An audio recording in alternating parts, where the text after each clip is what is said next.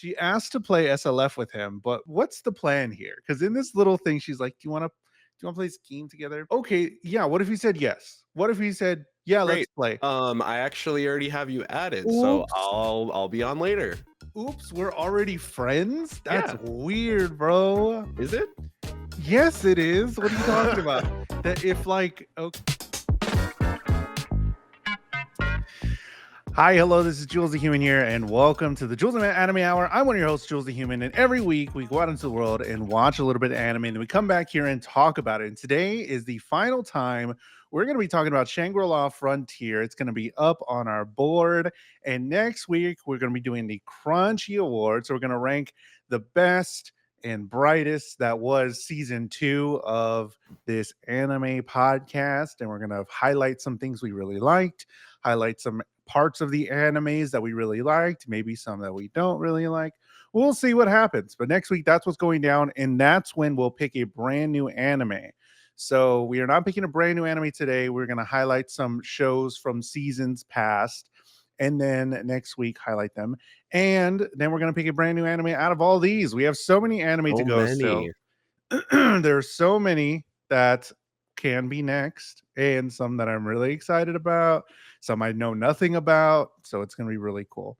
But I don't go on this anime journey alone. I go with my co-host Matt Galley. Matt, how are you doing this week?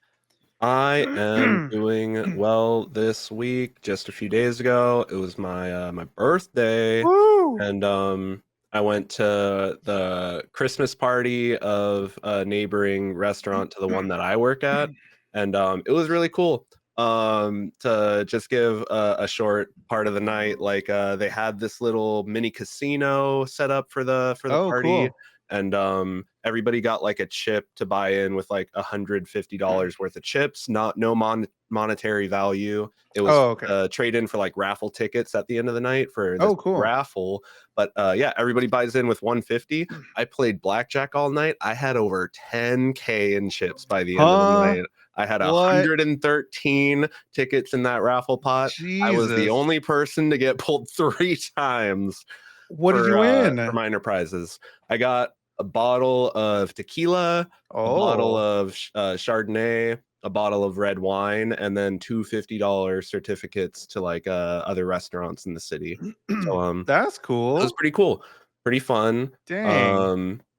I love playing blackjack, so I was just like, Yeah. I'm here for this, man. Can you Is it legal to gamble in California or no? Yes. Yeah. There's casinos, and then like casinos all over the place. There's a few Dang. casinos in California that are you only need to be 18, you don't even need to be 21. And then Oh. excuse me, also still fighting off a little bit of a chest cold, head Yeah, cold, I'm whatever it dying was. Yeah, we're all kind as of well. going through it. But and then sports betting all across, the Yeah. country has just become so popularized in recent Huge. years.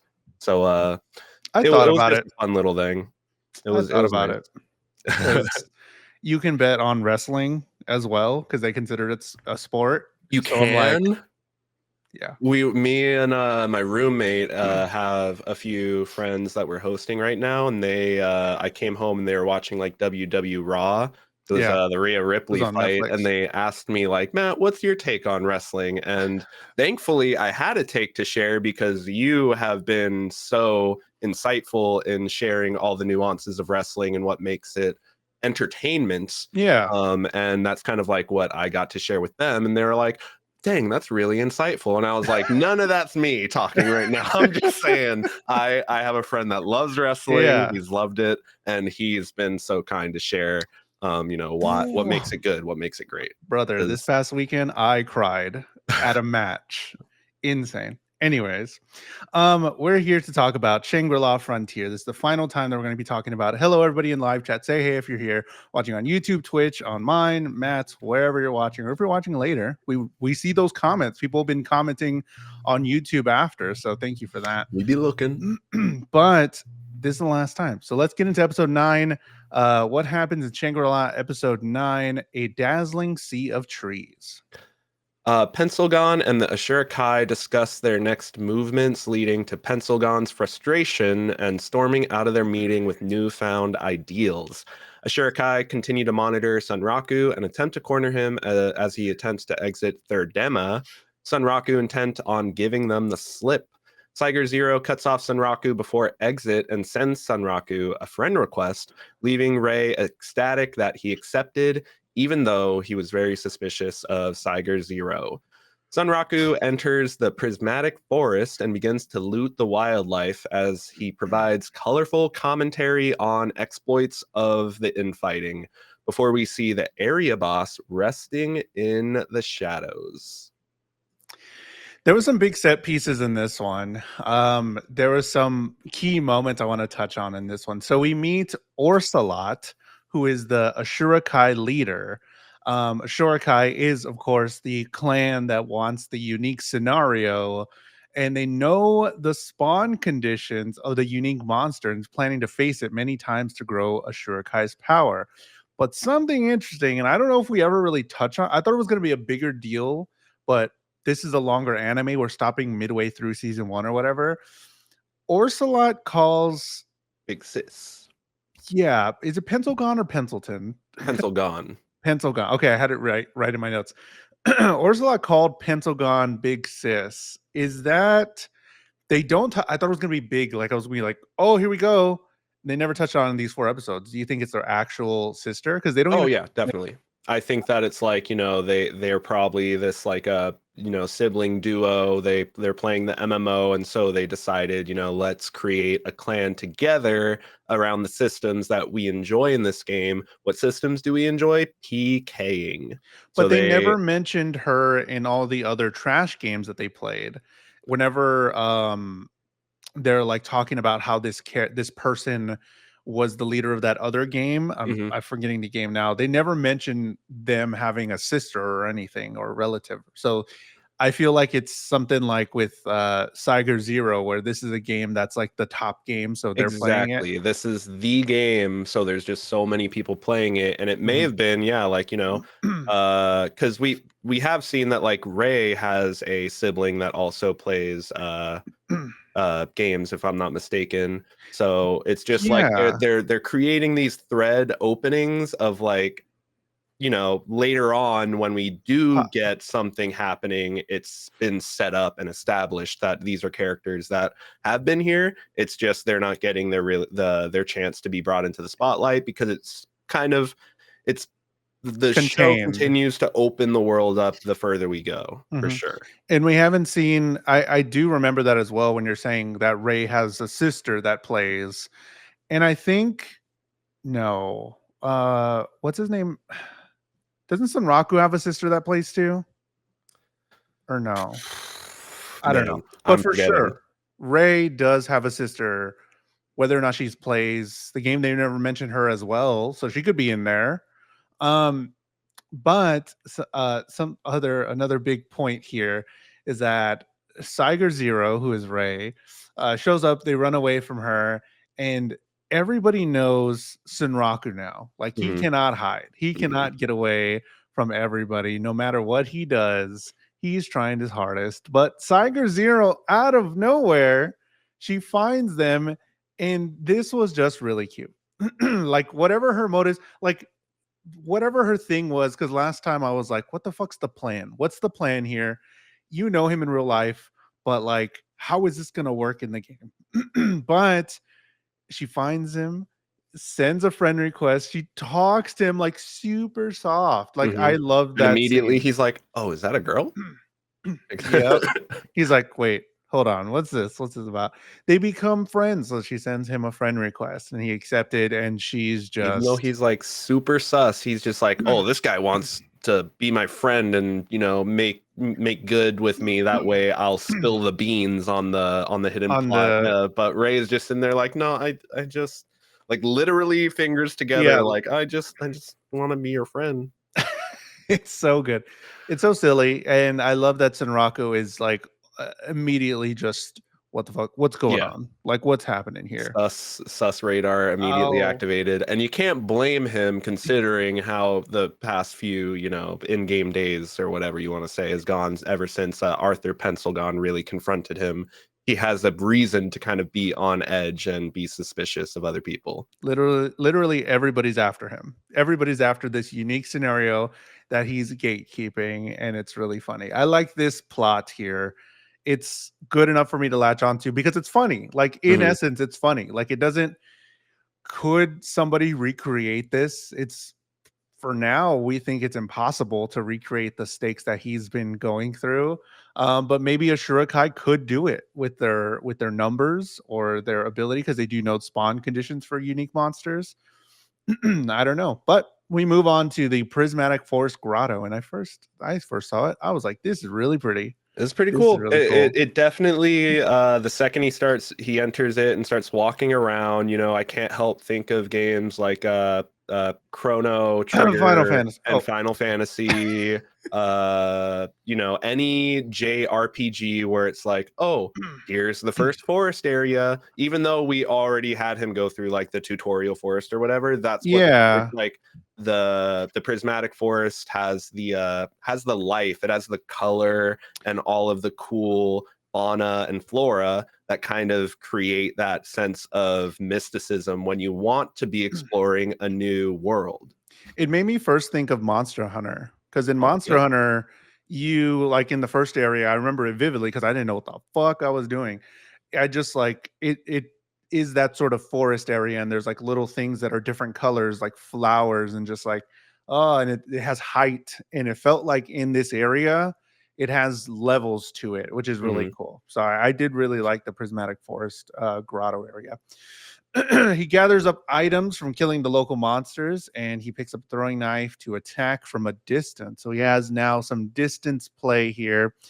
A large beetle is eating the sap from the bees, and the beetle turns to attack. Senraku crits the beetle a bunch and gets some drops. And then we go into what you showed earlier, the area boss, which is a spider. And that's sort of where we leave off at the end. But we get the after credit scene with Toa Amane, who is this elegant model. And they're like showing her, she's like, oh, this model, this person of prestige or whatever. And it's like, but really, when she gets home, she's pencil gone from Shangri-La Front. It's like, That's oh right. my Yeah. God, that's so good. Loved it. The after credit scenes really are nice touches. I do really enjoy them. It's in every episode. It's like they almost flesh out so much that I feel like they almost shouldn't be after credit scenes, and it's like, just No. insert this into the story. Why are we saving this as some sort of like, oh, this Epilogue. doesn't actually happen in the episode, but this is, some more little tidbits for you to chew on. They've all been enough for me to be like, okay, that's fine. I'm glad that I watched it. It's cool.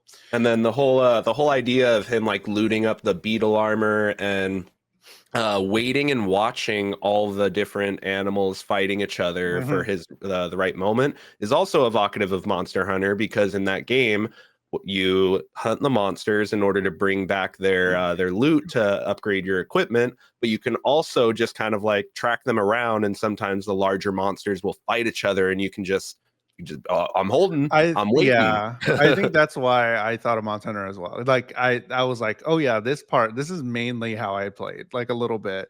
There was some parts where like I'm just gonna let them fight. Like, Mhm. yo, the more they do, the less I have to do. So I'm cool Exactly. with that. Free labor. Yes. Episode 10 of Shangri-La Frontier. Let's go tomb raiding. What happens in episode 10?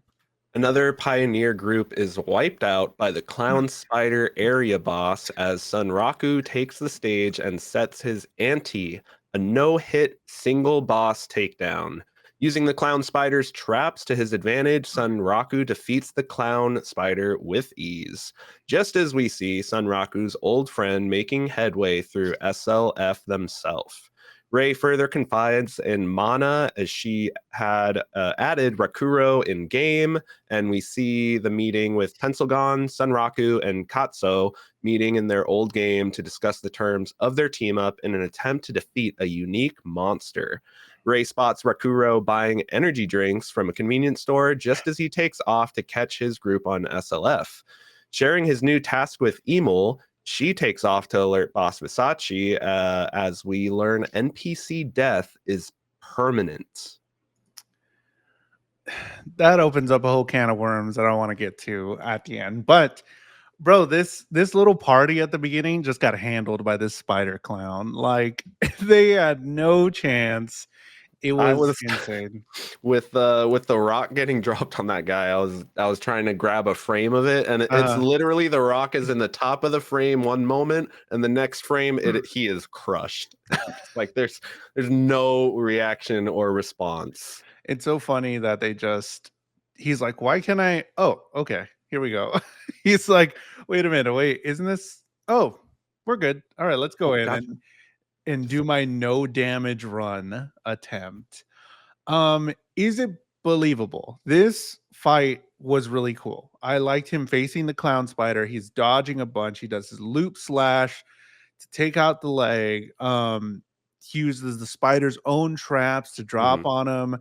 He defeats the area boss, but is this believable for where he's at? Considering one, he is agility based, to his skills outside of the game, as we know, matter a whole bunch. Like, is this fight believable to do a no damage run? I think that given the fact that we already saw him endure a boss rush in which he fought so many different varied amounts of enemies, and the fact that as we see him re-entering this prismatic, not re-entering, entering the prismatic forest, he has shown that he's learned from his mistakes, like with the whole throwing dagger, because he's like, I have PTSD from that bird Yeah. pooping on me. So I feel like he's at a point where if he believes that he can do something, I think he's got a pretty good grasp on the situation. Okay. The fact that he got telegraphed that that rock falling as one of the spider's attacks, I think it all adds up that given his skill set that he would be able to defeat the spider, including the fact of being so resourceful that he gets the spider to the ground and then starts to use its own traps against it. He's shown to be very adaptable and very versatile in most situations that he's getting thrown into. So I buy into the fact that he could Yeah. no hit, yeah, that boss. Especially like you're saying, just in the grind of a couple of episodes ago of him fighting boss after boss, learning how to interpret boss's abilities. I feel like that's something that we as gamers do a lot. Like once you learn how to interpret battles, like Yeah, in Final Fantasy, it's like, okay, this phase, let me count how many attacks this phase has. Like, okay, well, let me do the rotation here. So you learn how the game is played, and once you learn the basic of it, you're like, okay, you can apply it to other stuff later on. You're like, even though exactly. it's your first time doing it, you're like, okay, I can do it. I have the skills for it. So I agree. He does have the skills for it now. So it is seemingly believable to me as well. Okatsu, Senraku's friend from the Trash Games, is an SLF now, and is saying that soloing bosses is easy, and the SLF is getting a major summer update with new jobs, new areas, and then after this, Pencilgon holds a meeting in Unite rounds with Senraku and Katso Tataki, talking about Weathermon, the Tomb Guard. She wants to take out this unique monster with just the three of them. And Ashura Kai has sent 15 of their best and they still lost. They will carry it out in 2 weeks. So I like that they're getting some motion towards something in the story where Pencilgon is here, but she's like, I want to get away from this group because I think these two got it. Or like maybe she has an ulterior motive, Yeah. or maybe she just wants to get Sunraku's stuff, Mhm. the bunny. Like, what if she's like super There enamored by the was bunny? there was a moment, I think it was in this episode, where it shows somebody at like a gravestone or something along those lines, and then she says something like, I promise we'll do it, or I promise I'll do it. And she mentions a name, and maybe that was some old NPC that she used to have. And Uh-huh. then when fighting the tomb guard, she lost her NPC to the tomb Oh. guard. Because like in my head, I was like, is that somebody she used to play with? Well, if that person died, they just come back. But this episode establishes NPC death is permanent. So maybe she lost some NPC that she held, near and dear, and that's why she wants to put down the tomb guard. But the rest of her group is just like, we want to keep him alive. We want to keep getting the XP, and she's like, no, Yeah. I want to kill this guy because he took something from me.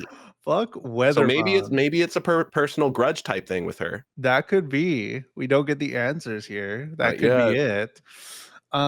Ray Saiga ends up talking to Sunrock in real life, and Ray has judo practice. So she does some IRL fighting. So that helps the imagination about her stats in the game, that she is a Exactly. judo fighter. And it's like, oh, okay, that makes it a little more believable that she is this person, this Saiger Zero that does really well. Hmm. She asked to play SLF with him, but what's the plan here? Because in this little thing, she's like, do you want to play this game together? Like, what? Like, okay, yeah. What if he said yes? What if he said, yeah, let's Great. play? I actually already have you added, so Oops, I'll be on later. oops, we're already friends. That's Yeah. weird, bro. Is it? That's weird. If I was like, yes, it is. What are you talking about?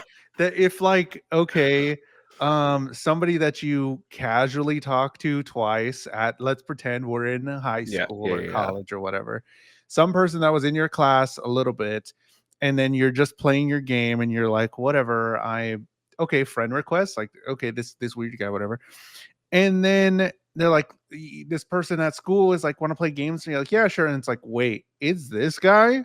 Wait, matching face to previous interaction is like, did you know? Like, I would be like, did you know it was me this whole time? That's weird. Maybe.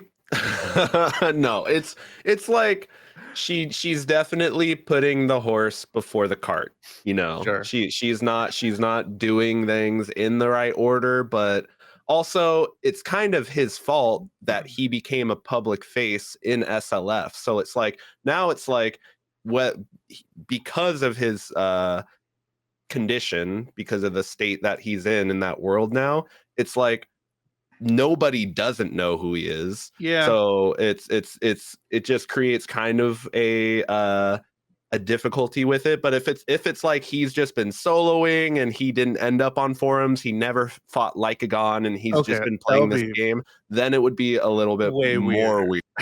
Yeah. But he drew so much attention to himself that he has become, like I said last time, he is in a way become an event of a character being Sunraku, the person that has this bunny companion. Yeah.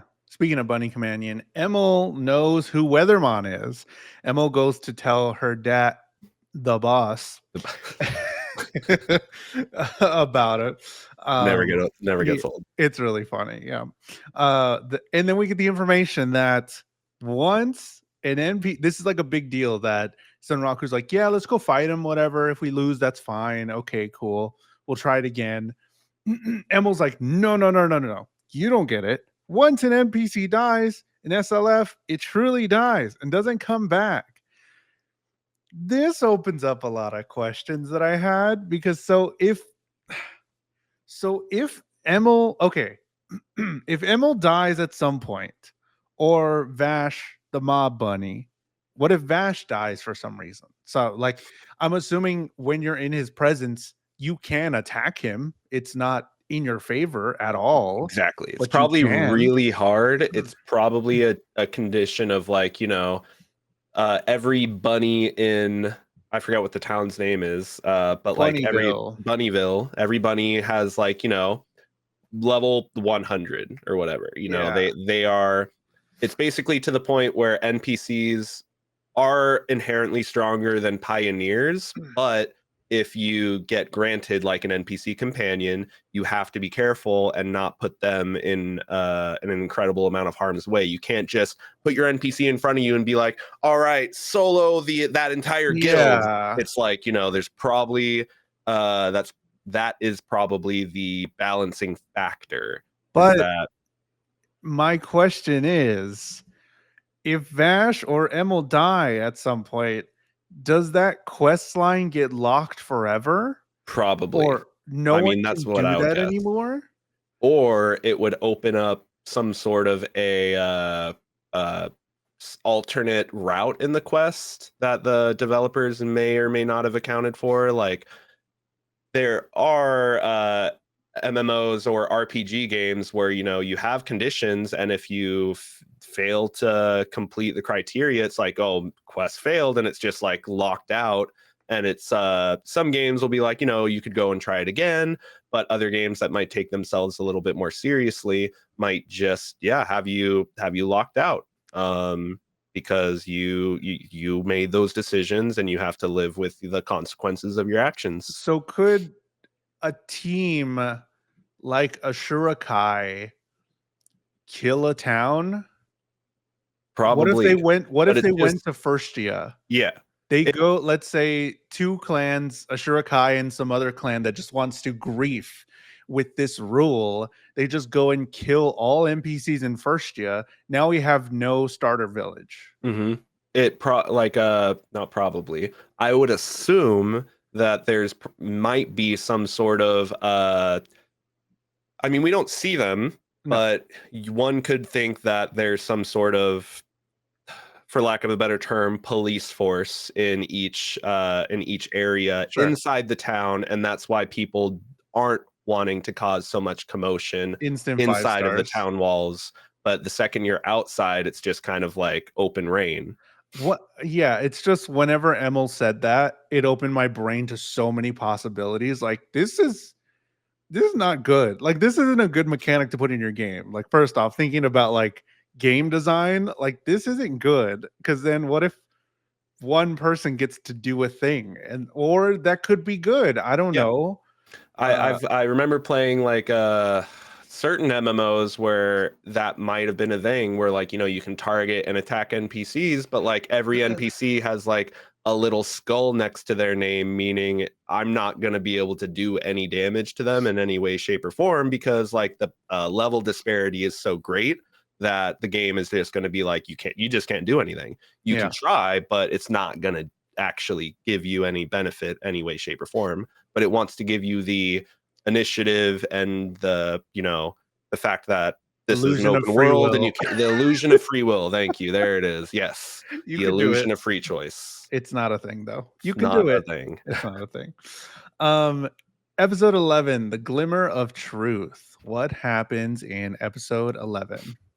Uh Vash scolds Sunraku as he is still very weak and not ready to take on a unique monster. Sunraku protests that his friend has a plan and he feels duty bound to help in any way that he can, leaving Vash in a predicament, deciding to help Sunraku. He takes up his forge hammer as the only divine blacksmith, and he begins to ascend Sunraku's Vorpal daggers. Vash bellows out a song as he strikes the daggers over and over, imbuing them with great power, upgrading them into the twin moonblades. Sunraku isn't strong enough to wield them, however, to his dismay, and he shares with Vash that he intends to take on the Tomb Guard with his group, and Pencilgon sends him and Oikatsu to the Iron Ruins to grind levels. This episode was really good. That I was the blacksmith scene was probably my favorite scene in the show, even though there's absolutely no action. That It was was like just insane. all just sets the tone, sets the mood for like this whole idea that he's this combination of two great things, being the only person that can do what he does. And it's like, even though like it's described as like a divine craftsman, not divine blacksmith, meaning he is probably the only divine blacksmith in the game, and thankfully Sunraku has access to that. But Yeah. that also begs the question, what other divine craftsmen might be in the world? And he almost didn't have access to him because at the beginning of the episode, Vash gives information about Weathermon. Weathermon? Is that Yep, his name? Yeah, Weathermon the Tomb Guard. Weathermon. That he has outlived his time. Says that Weathermon lost his wife to a lie and ended up with an undying body, and he's a living corpse. And I And love that we get that we get yeah, this thing being characterized where it could have just been, like a Lycagon. Not that Lycagon isn't big and powerful and intimidating, but for all intents and purposes, he's just some big wolf that we know about right now, a big mhm. scary wolf. But Weathermon, the Tomb Guard, that evokes, this big, some sort of undead skeletal Gives being. me Elden But Ring vibes. yes, exactly. We now get this like sense of tragedy befalling them, and it wasn't necessarily that they were always just one of the what are they called? One of the seven colossi Yeah. of SLF. Mhm. So it really just helps build up this threat instead of it just being some big bad, No the name, just a thing to run over. the Marvel problem, the big bad Jeff Bridges robot in Iron Man 1. It's just like there's no reason for us to be fighting some big other suit of iron, but that's what the movie called for. It's not characterized, not well put out as a final encounter, Hey, it but launched a billion-dollar franchise. but here we get a character becoming the threat, and instead of it just being the idea of one. Yeah, it's really good with the information that they're giving about this monster or thing that is going to be overcome or maybe not overcome. But also he almost didn't have access to these other quest, not a quest line, but this other information or getting these new weapons because he had to like finagle Yeah, his he has to role words. play. He has to role play the storyline correctly, and then the storyline gets triggered when he says Senraku is honor bound, that he says I'm honor bound to do this, and then now Vash When is did like, I say being a Vorpal soul means just throwing your life away? It's yeah, like, it's so good. So he agrees to help him. We meet Bylock, who is Emil's big sis, another sister. And then I think in this episode is where he questions like Sunraku questions like, wait, did everybody come from Bash? Like, did he populate all these bunnies? What's all this about? Um, so Vash is going to ascend Sunraku's weapons himself. He gives the quad beetle drops so that Vash can use them. And Vash is a divine craftsman. Cool lore about forging a new weapon. This is kind of what you hope for, that you're imagining in your head, like whenever you're playing a MMO or something and you have to yeah, ascend your weapon.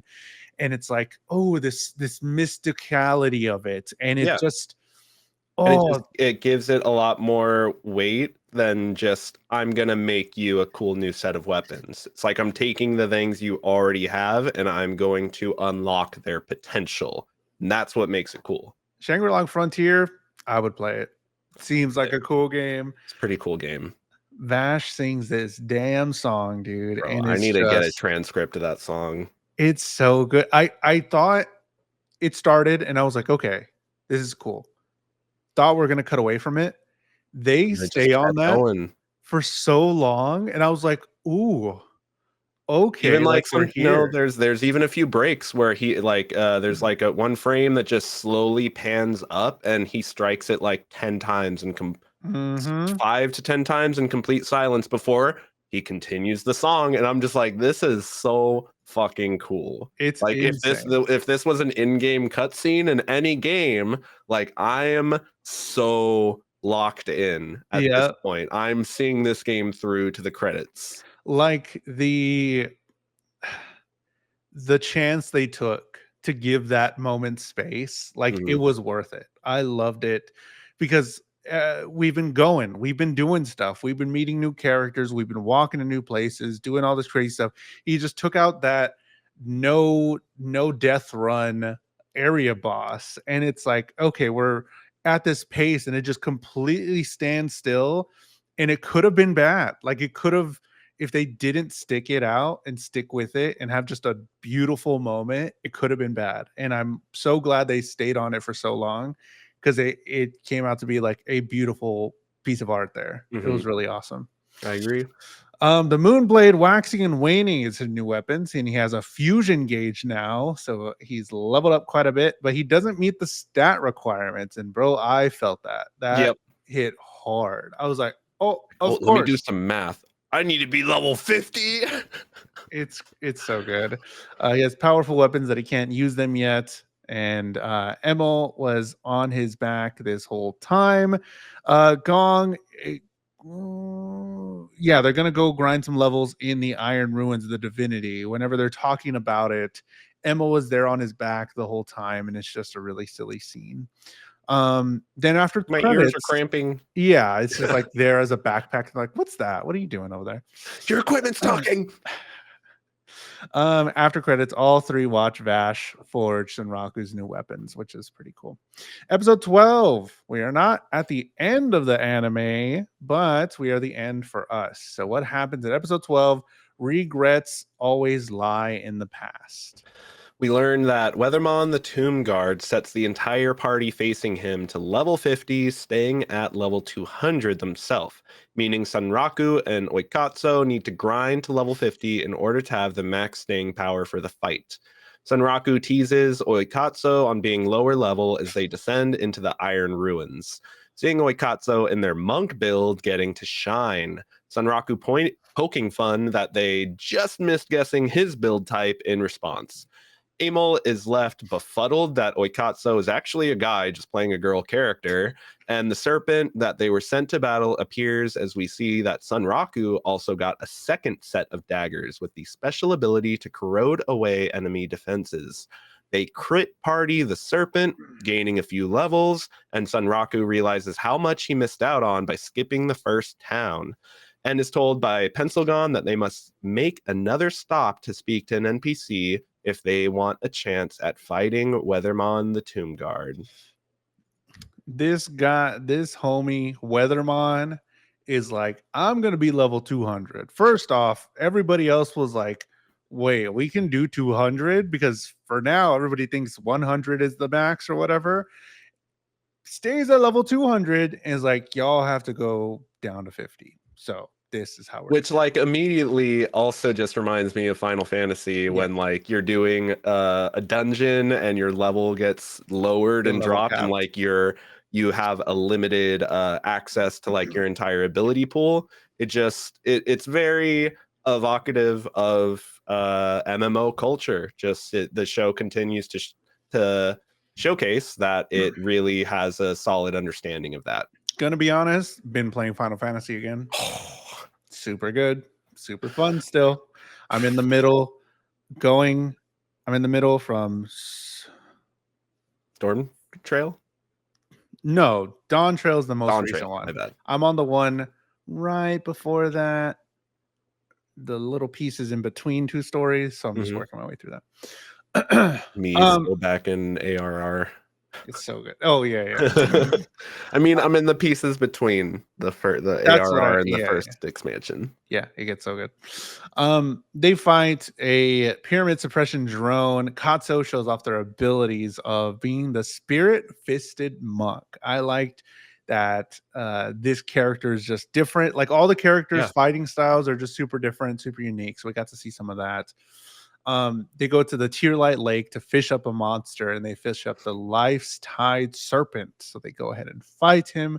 We get the Empire B Twin Blades reveal, and I was like, "Yo, I thought he was didn't going to tell be using his nobody." marsh blades because I feel like we haven't seen him use those much ever since he made Yeah, them. But then he pulls those out, and I'm just like, I'm okay with that. it looked Whatever. pretty Marsh cool. blades, throw 'em away. We got moon blades on deck. We got bee blades on hand. I'm here B for it. Blades.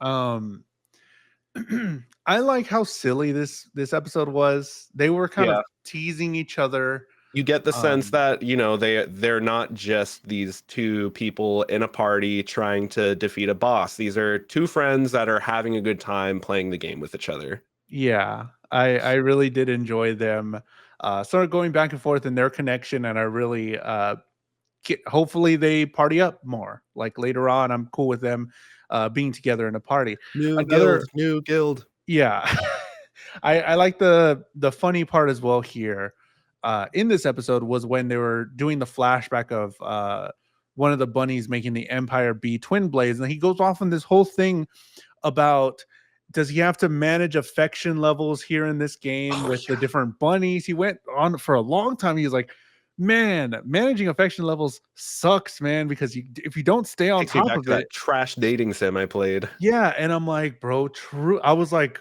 Sonraku, because in these fucking other games, like you're playing all these other games, and like, because I play gotchas too, and like, there's like, oh yeah, this by the way, you have to keep giving them gifts every day to get their affection level up. I'm like, brother, that sucks. I That's don't want me to in do Stardew this. Valley. I'm like, I just want to make money. I just want to have my farm. Why do I have to go around giving gifts to the entire city? I brought the farm back to life. I'm bringing this city back into relevance. That everybody should love me already. What's Y'all wrong? should be Why? giving me gifts. Me gifts, exactly.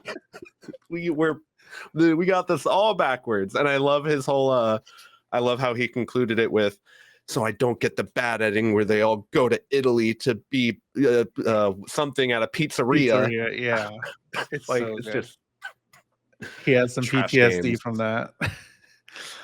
These ability or this Empire B twin blades have a corroded attribute, which is really cool. And you could see the corrosion, and that's what we've seen before in the past in other fights. They're fighting together, and Sunraku finds out that he didn't do the tutorial. So this is something that I did not even think about. That I him did. skipping the beginning. I mean, you figure Like you you've know the never played an basics. MMO before and you're skipping the first town. I was like, he's missing something. Yeah, This is gonna come back to bite him in some way, and I'm so glad that it did.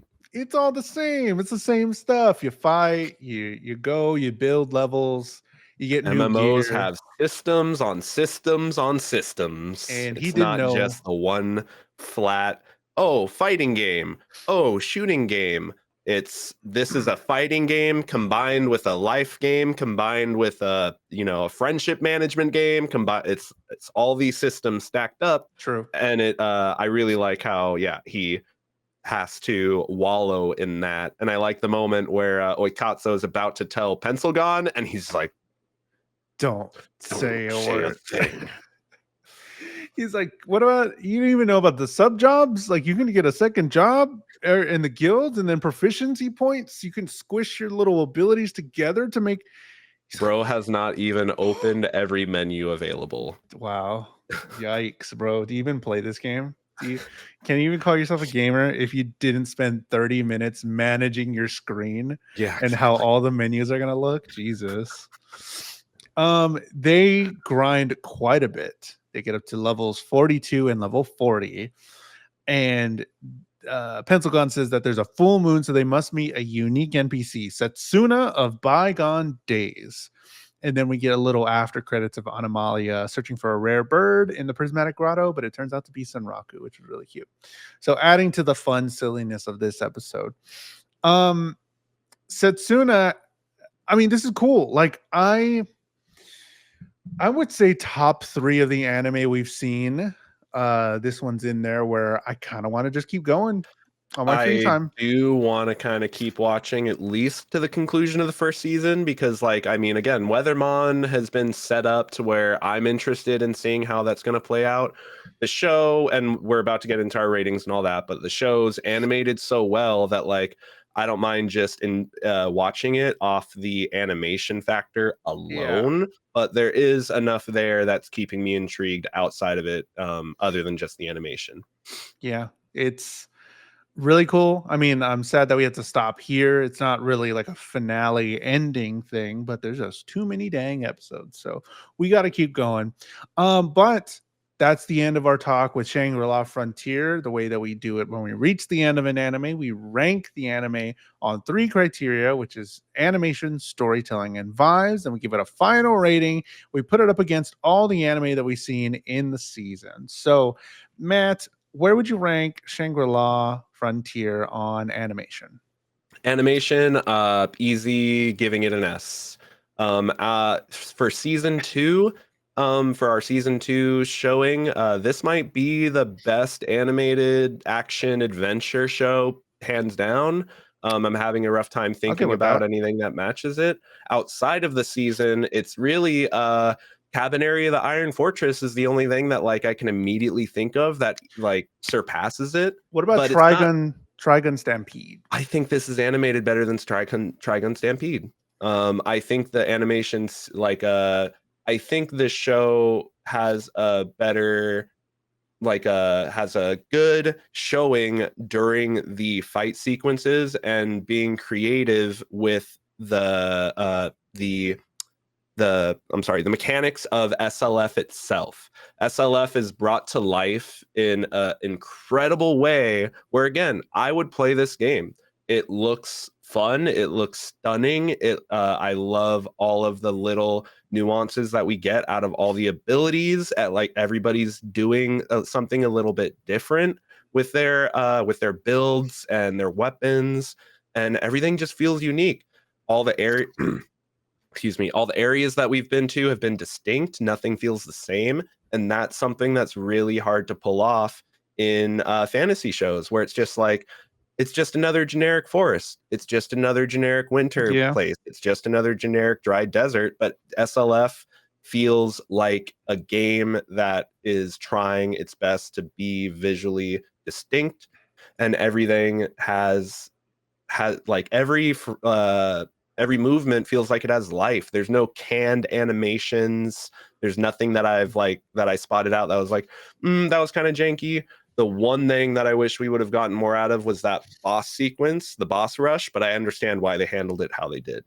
Mhm. So for me, I'm giving it an S in animation. Jules, where are you going to rate Shangri-La for animation? Man, I got to give it an S as well. I agree with you. It's one of the best anime that visually the colors are stunning.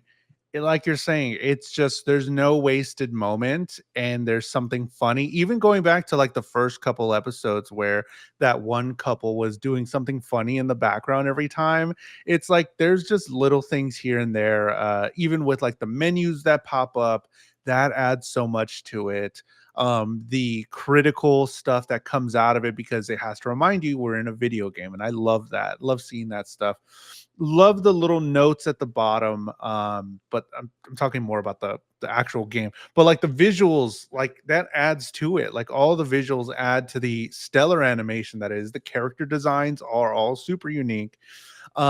Really fun to look at, and I love seeing all the movement and probably the one of the most consistent anime like we said in the past that visually just everything looks seamless the same but it's at a very high level. So this animation is just S tier, really great. Really enjoyed that. Storytelling, what would you rank storytelling for Shangri-La? Storytelling, I struggled to rank it on storytelling, and I do think this was a case of the fact that we've only gotten to experience half of this first season, and I really wish that I would be able to know where the story goes and how this first season concludes for this rating. But where we're at, I feel like I have to sit on like a C for the storytelling, which like hurts me to say that, but Mood right now. I really don't feel great giving it like anything higher because in terms of the story and how it's been developing, it's not really doing anything groundbreaking in an isekai or a video game as a VR full dive that I haven't seen before outside of a few things that are giving it this intrigue, but I don't have any satisfying conclusions to the intrigue yet, which could just be left flat. Um, it does its job, it knows what it wants to do, and it does it while maintaining like stride the entire way. but at least from where we started and where we're ending right now at episode 12, it hasn't done anything where the story itself has blown me away. The animation, the characters, and everything else around it is stellar, but just the story and the reveals haven't given me enough to feel like this is something completely new in terms of story alone, which was really hard for me to like Sure. wrap my brain around, but Yeah. that's where I'm sitting on story for now. And Elle actually said she rates, or they rate Matt and Jules 10 out of 10. So There it that's all is. that matters, really. Jules, where do you rate story for Shangri-La? I thought about it in a different way, and I'm giving Shangri-La Frontier an A because of sort of the same things you're saying, but uh it makes me want to watch more. Like there's enough for me to want to watch more, and that's very rare. Like if we could just watch these episodes. I'm like, okay, I'm never gonna watch that again. I'm fine with me watching and spending the time on it, but like, am I gonna watch it anymore? No, probably not. Okay, cool. But this had enough in the characters that they built for me, and those open-ended things we did not get any closure on. And I'm like, I want to know what happened. So there, it's sort of a little different because, like, yeah, that mystery, that intrigue stuff, while it set it up the way it was, and while it's not doing, I can agree with you, it's not doing anything new. It gave me enough to want to watch more, and enough about these characters that we meet to want to continue. And I think that's good storytelling a little bit to me, where I'm just like, I don't want to just drop it.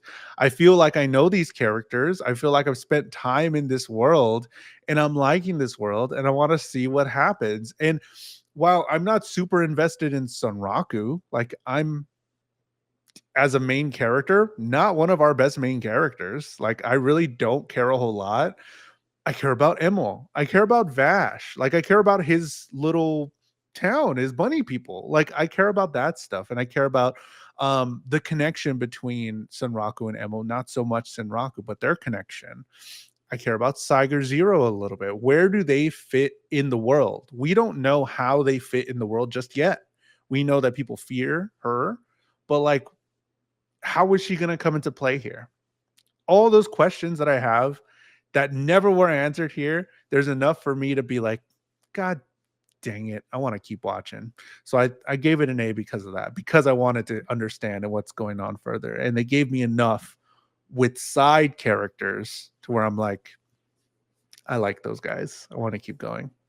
Vibes. What would you put Shangri-La Frontier for vibes? So a lot of what you just said is, I think, where I kind of had my vibes rating Okay. sitting, and that's where I give the vibes an A, because I love the side characters. I love what they bring to the table in terms of adding to the world building, in terms of being able to bounce off of Sunraku and give him a nuanced way of being able to experience this world, because like you said, he is not the most compelling main character, but it's more about everything else that's going on around him that is causing his intrigue as a video gamer to pry deeper and want to pull back the layers of SLF more and more. I really, again, I enjoyed all the fight scenes and the ways that we take time away from the fights in order to establish more and more about the world and generate that intrigue. Um, Again, one of the best just tonal uh, at ease scenes in the that we've seen here with the whole blacksmithing scene. That was just a great moment of reflection, because you get that in a lot of video games where it's heavy action and then you have moments of reflection between the action in order to remind yourself what you're fighting for, why you want to be playing the game. Because for all forms of media, if it's turned up to 11 and bombastic 100% of the time, it just turns into Michael Bay explosions. And that's all it is. There's no weight, there's no greater meaning and sense of place and in that world. But I think not SLF, Shangri-La Frontier does a great job of making SLF feel like a place that is lived in and that people would want to be a part of, and not just in there killing monsters and looting. It's Yeah. more than that. And it's a place that I would want to be spending my time discovering new places, meeting new friends, finding unique plot lines, like all of that stuff. It generates so much more into the show that a lot of other of its contemporaries in terms of isekai or VR MMO dive style shows that just it just becomes a lot of noise. Yeah. And I don't feel like Shangri-La Frontier is just noise. It feels like it has meaning, and it feels like it is a world that people are a part of.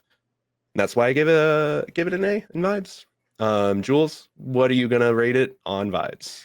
I gave it an A as well. I like the incorporation of all of these gamer words and gamer speak and them and giving it in true form, like giving it actual people that make this anime know what they're talking about, have been in these games, have played this way, have been around gamers, have done all this research probably, or actually just gamers at heart, but they know what they're doing and how to make it as close to an experience that we would experience in a video game. And I really appreciate that level of depth they put in there.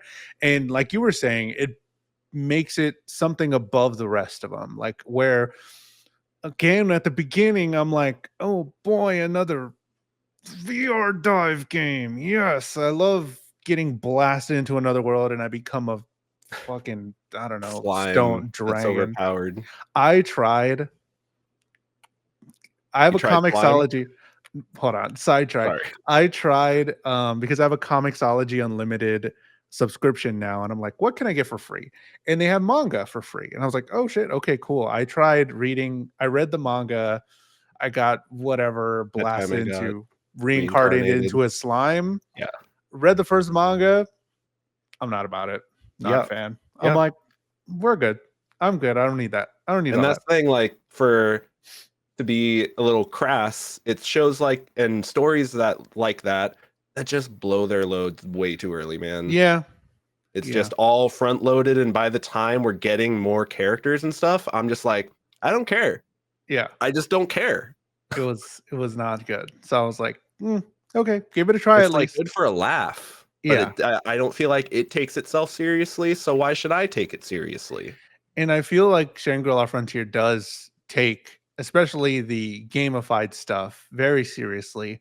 And they Yes. want to do it right. And they want to make it so that it's an engaging experience, something that you can relate to.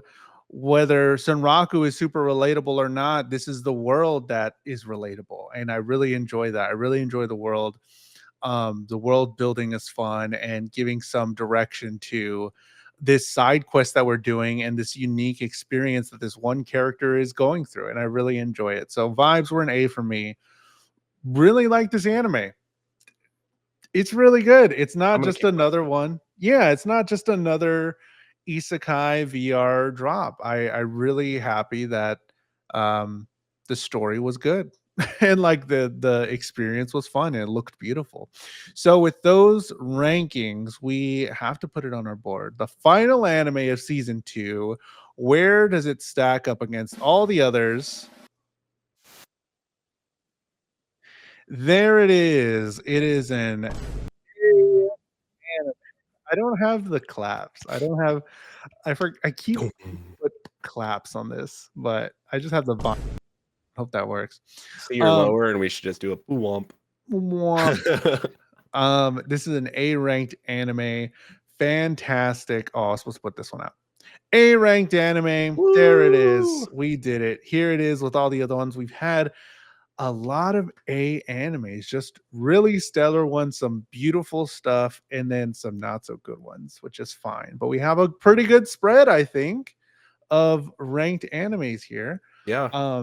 There's a I lot. I am looking at it, and I think we're pretty solid. I think it's pretty solid list of like, the first season there's some maybe move that one, and like, but this one I'm like, that looks right. We got it down in season I'm 2. I'm I'm good with this. Yeah, I'm fine with where everything kind of stacked up. And I am happy with seeing all of them. Like, I'm happy I Yeah, experienced them. There's same. not probably not one where I'm just like, oh man, wish we didn't do that. Like, at least there was some things in there that I There can were either things to say, say from the very best to the very worst of it. We had a whole lot to say about all of them, yeah, and it was there's fun to good discuss. amount of variety. Like it wasn't just a bunch of shonen, a bunch of action, which again, like way back when we first started the show, that was my whole thing, was that I want to experience a more wide breadth of stories. I don't like being stuck in this one genre, and I want to be able to experience more stories from different perspectives and from different points of view. And I feel like that's exactly what we've been able to do. And we will continue to do it in season 3 because we have so many anime That's already still like a left whole up season here. right there. That's the whole season 3 there. So if you didn't catch it at the beginning, we will now be picking out a new anime today. Next week, we're going to be doing the Crunchy Awards, where we give out some awards to some of the anime that we saw this season. Some interesting things. We can do a couple things there. So we're going to be highlighting the animes we saw all through season 2 and talk a little bit about them, and then you can give us your thoughts as well on some of the stuff we talk about. But Matt, when you're not diving into a video game, where can they find you? You can find me on my socials if you'd like to follow me on my YouTube at Matt_Galley, or you could follow me on my Instagram. Just add an ITS, make it at it's Matt_Galley. Jules, when we're not here Shangri-Laing the frontiers, where can the people find you? Find me at JulesTheHuman, at JULES the Human, on all social media. I've been posting on Threads a whole bunch. I'm reading a lot of comics and manga. I post about that stuff on there. You can follow and subscribe to the YouTube channel. That's where these anime podcasts go live. But you can follow the Anime Hour Pod YouTube channel if you just want them by themselves. I edited them a little bit, then put them up there. You can check out this podcast and watch this podcast on Spotify if, in case you're on the way to work, on the way to the gym, need something to watch while you're doing dishes, like I do. I watch stuff while I'm doing dishes. You can put us on and let's do us on Spotify. You can watch the video there. It's on YouTube Music. Is that what it's called? YouTube Music. It's on all podcast platforms. So you can go check us out. All the video, wherever it's available, will be there. But we'll see you next week for the Crunchies, where we're going to be highlighting some of the animes we watched this past season. So, see you next time. Bye. Bye.